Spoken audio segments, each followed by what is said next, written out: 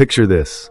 You've worked hard your entire life, finally retired, and suddenly you hear the money you've been counting on could run out sooner than expected.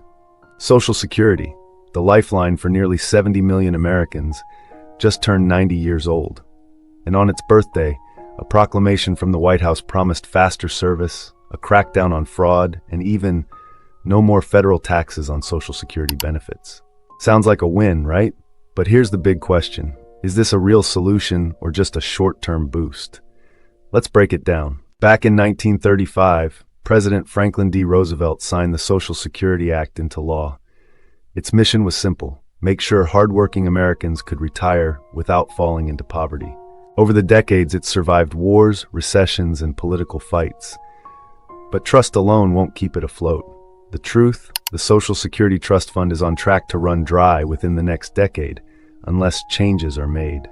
On August 14, 2025, the very day Social Security turned 90, President Donald Trump signed a proclamation calling it a sacred promise.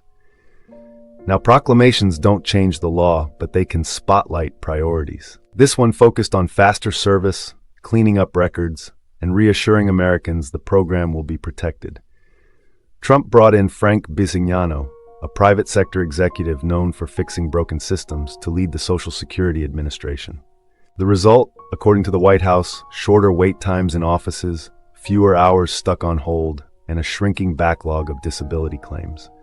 For seniors waiting months for answers, that's a big shift. The administration also reported removing hundreds of thousands of suspicious accounts, including some for people supposedly over 160 years old. Critics say many were just paperwork errors. But the message was clear. Benefits are for those who earned them, not scammers or fake accounts.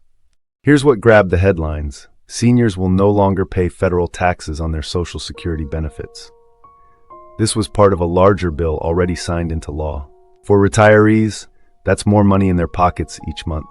If you're living on a fixed income, even a few $100 extra a year can make a real difference. But there's a catch. Taxes on benefits help support Social Security's trust fund. Cutting that revenue, without replacing it, could move the insolvency date up to 2032. That's just 7 years away. When the fund runs short, automatic benefit cuts of around 20% would kick in.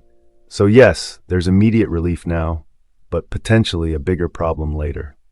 Trump argues that tariffs and a stronger economy will keep the program stable. Critics point out that tariff money isn't earmarked for Social Security, and higher tariffs can mean higher prices for everyday goods. So even if government revenue rises, your grocery bill might rise too. It's not a simple equation of more money in, problem solved. Lawmakers and policy experts are split. Some say raise the income cap so high earners contribute more. Others suggest trimming benefits for the wealthiest retirees. Some push for privatization, while others want no cuts at all. But polls show one thing clearly. Americans want Social Security to survive. The real fight is over how to make it last. Social Security has kept its promise for 90 years, but the math says the next decade will be a test. Some changes are making life easier today. Shorter wait times, more modern service, a little extra money in the bank. But the long-term fixes, they still haven't been tackled. So, is eliminating taxes on benefits worth the risk of speeding up insolvency? I want to hear your thoughts. Drop them in the comments. And if you want clear, honest updates on Social Security, Medicare, and retirement planning, hit subscribe. This conversation is far from over, and your future could depend on it.